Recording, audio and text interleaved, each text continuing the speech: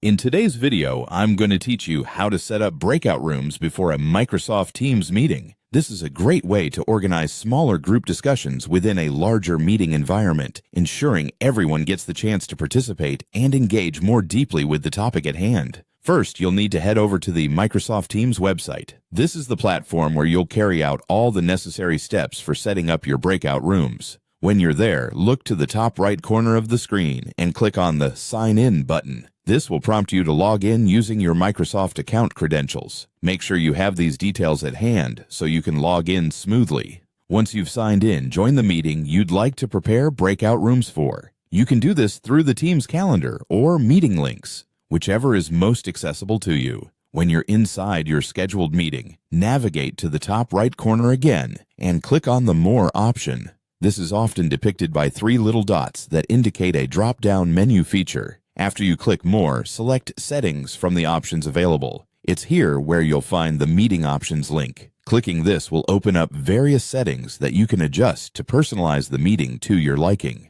One of the key settings you'll need to adjust is under Who can bypass the lobby. By default, this setting allows more open access. But for creating breakout rooms and managing them effectively, you should limit this access. In the drop-down menu, select Only Me.